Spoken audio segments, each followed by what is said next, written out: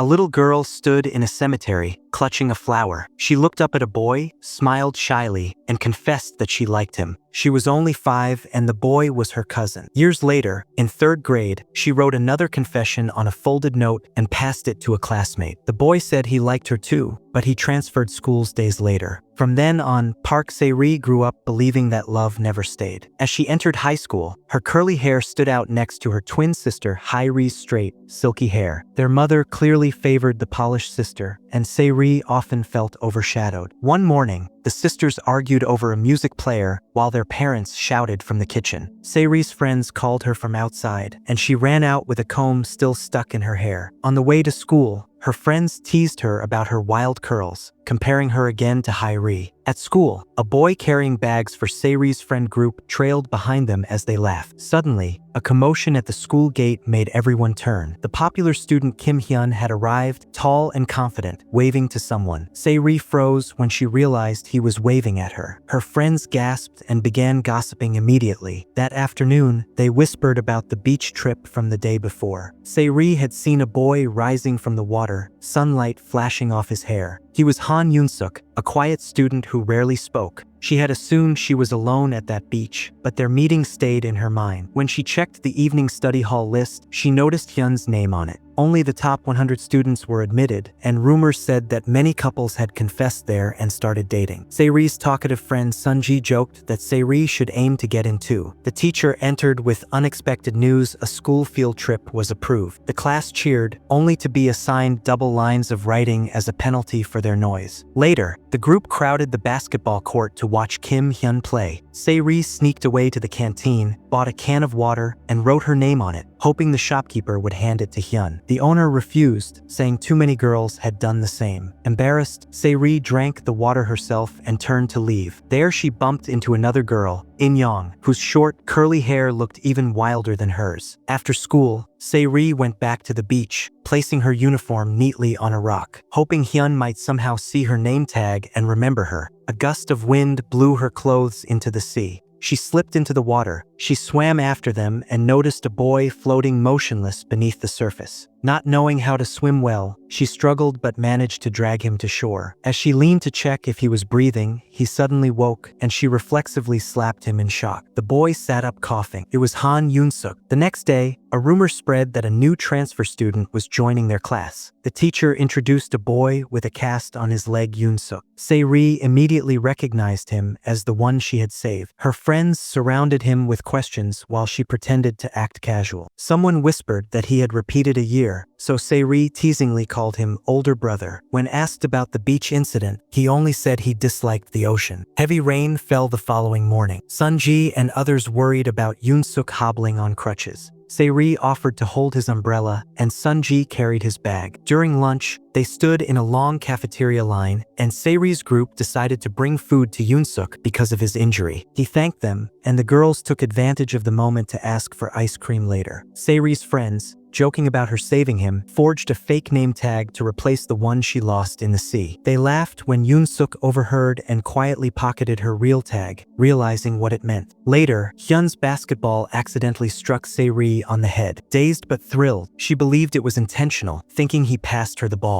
Yoon-suk frowned as she laughed it off. In class, the girls admired In-young's new straight hair, saying she got a magical treatment at Jangmi Salon. Se-ri was stunned by the change. That evening, she went to Jangmi Salon herself, learning it was expensive. At home, she searched under her bed for coins, counted every bill, and sighed she couldn't afford it. Standing outside the salon, she realized the owner was Yoon-suk's mother. The next day, she pretended to bump into Yoon-suk outside the shop, casually mentioning that she had saved him. His mother overheard and thanked her. Understanding that her son had no close friends yet, she asked Se-ri to help him until his cast came off. In return, she promised to straighten Se-ri's hair for free. From then on, Se-ri met Yoon-suk each morning, carrying his bag and handing out salon flyers. One day, while arguing about the flyers, they noticed Hyun's group approaching. Se-ri hid behind. Yoon-suk awkwardly Soon after, rain forced them to take shelter in her father's storage shed. She lent Yoon-suk her father's clothes and told him to change inside. The shed was filled with comics, and she discovered that Yoon-suk had never read one. She insisted he try, forcing him to sit and read. Before leaving, she revealed that the padlock code was 486, calling it a secret he must never share. Days later, Se-ri began folding paper cranes with her friends, saying she needed 1,000 for good luck. Yoon-suk tried to leave, but she guilted him into helping. He struggled at first, but continued secretly folding them even during class. Over time, the box filled up. Their group often met at the beach. Se-ri helped Yoon-suk walk, and they grew closer. Meanwhile, Sunji was scolded for missing assignments, and Yoon-suk pretended his legs still hurt to skip his own. When caught, he had to finish them anyway. Se-ri approached Sang-chul, Hyun's best friend, asking for help confessing. He bluntly said she wasn't good enough for Hyun. Hurt, Se-ri hugged the jar of cranes and went home. That evening, Yoon-suk returned her jacket, saying he could carry his own bag now. She cried quietly after he left, clutching the half-filled jar. The next day, the school held a practice exam. Afterward, Se-ri went to the shed and found Yoon-suk reading comics again. She sat beside him, staring at the unanswered test questions. He told her she was good at swimming, but she only complained about her hair. To cheer her up, he brought the completed jar of cranes he had secretly finished. She smiled for the first time in days. Soon, Yoon-suk's cast came off. His mother offered to straighten Se-ri's hair but let her pick a later date. At school, Yoon-suk suddenly ranked first in the exams, saying he studied hard because Se-ri needed a spot in the top 100. She celebrated, but her joy faded when she saw Hyun had dropped off the list. That night, she found Yoon-suk and her father in the shed together. Her father teased her about exams but smiled proudly before handing Yoon-suk an old Polaroid camera. The next morning, Se-ri fought with her hair again. Looking at the field trip notice, she decided she would confess to Hyun there. Her friends encouraged her, calling it the perfect romantic spot. In the hall, she met Hyun unexpectedly. He waved, and she turned red. Moments later, In-young appeared, showing off a snow globe she planned to use for her own confession to Hyun. During gym class, students paired up for a ball-throwing game. In-young and Hyun partnered first, leaving Se-ri standing awkwardly until Yoon-suk joined her. The game turned fierce. Yoon-suk shielded Se-ri repeatedly as balls flew across the court. When Hyun's throw targeted her, she impulsively stepped in front of it, getting hit in the face. The court went silent as she walked away bruised. That night, Se-ri rolled an egg over her swollen eye. She considered calling Yoon-suk to apologize for acting recklessly. When she finally dialed, a voice answered, teasing her for being crazy. Moments later, a message arrived. It was from Hyun, asking if she was hurt. She jumped on her bed, smiling. Meanwhile, Yoon-suk lay awake, dreaming of the ocean and remembering her pulling him from the water. The next day, the class prepared for the camping trip. Yoon-suk took photos while Se-ri's group planned how she would confess. During a costume activity, she wore a golf outfit and hid her curls under a hat. When she complained about it, Yoon-suk quietly said he liked her hair the way it was. They took a photo together, both smiling faintly. That evening, she went to Jangmi's salon. Yoon-suk's mother was busy, so she told Se-ri to wash her own hair. Yoon-suk arrived home midway, and his mother told him to help rinse her hair. He sprayed too hard at first, making her flinch, then softened his touch. When his mother returned, she discovered he had used conditioner before the treatment, a mistake that ruined the chemical process. She scolded him, and he quickly left. At last, the field trip began. The teacher was irritated because Se-ri was missing, but she soon appeared with straight, glossy hair. The class gasped in admiration. Yoon-suk looked at her silently, unable to speak. On the bus, the group sang happily while Se-ri hid the jar of paper cranes in Hyun's seat. At camp, everyone gathered around the fire as night fell. Her friends rigged lights to make the area glow. Se-ri waited nervously, holding her letter. Yoon-suk brought her a blanket, his expression unreadable. When Hyun finally arrived, both stood awkwardly. He mentioned the beach they once shared and guessed she was the one who left the cranes. Encouraged, she confessed that she liked him for a long time, then hesitated, realizing her feelings had changed. She walked away quietly. Yoon-suk left alone. Se-ri sat by the fire, realizing she no longer wanted to change herself for anyone. The next morning,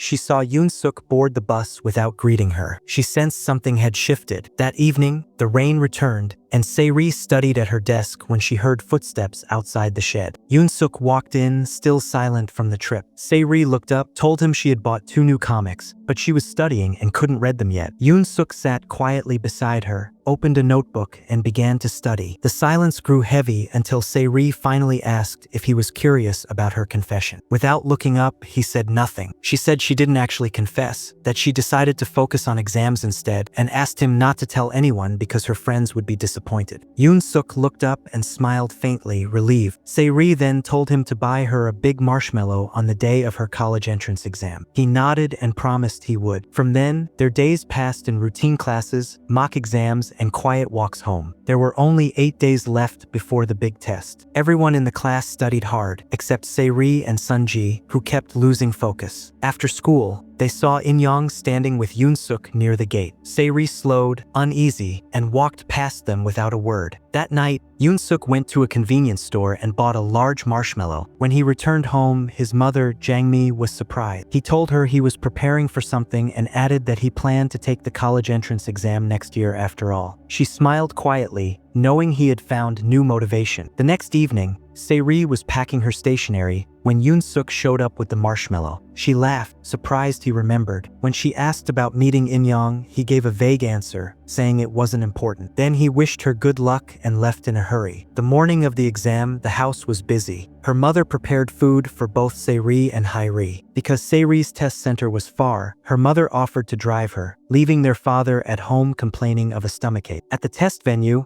a person in a bear costume appeared, holding a gift box. Se-ri stopped, confused, then saw the note attached, "Good luck on the test." Inside was a snow globe. The bear waved and left. Later, she learned it was Yoon-suk, who had dressed up to encourage her. That night, Hae-ri sat at home checking her answer sheet against the key, while Se-ri turned the snow globe in her hands, smiling softly. The next morning, Sunji cried in class because he had filled his answer sheet wrong. The teacher comforted him and invited everyone to eat stew. After school, the group planned to eat rice cakes, but Se-ri said she needed to help her mother, so she left early. Yoon-suk also excused himself, which made the others suspicious. They decided to follow. They saw the two walking together near the harbor. Yoon-suk carried his camera, taking candid photos of Se-ri as she laughed. When they reached her house, neither wanted to say goodbye, so they went for a walk instead, ending up at the beach where Se-ri had once saved him. Standing by the waves, she asked why he had gone into the ocean that day. He said that he saw her swimming happily and wanted to try it too, but he panicked. He reached into his pocket and handed her a small plastic tag, her name tag from that day. He said he had kept it as a reminder of the person who saved him. Then, after a long silence, he confessed that he liked her. Se-ri froze, then smiled. In the evening, they walked back hand in hand. At her gate, she asked if he was free on Sunday. He replied that he was busy seeing her. She laughed. As she turned to go, he pulled her gently and kissed her. Both stood still, flustered. Then he walked away, and she ran inside, heart racing. That night, Yoon-suk's mother was startled when he came home smiling. She told him he needed to go to Seoul on Sunday because his mother had hospital appointments. Yoon-suk didn't respond, staring at the floor. The next day, Se-ri called him,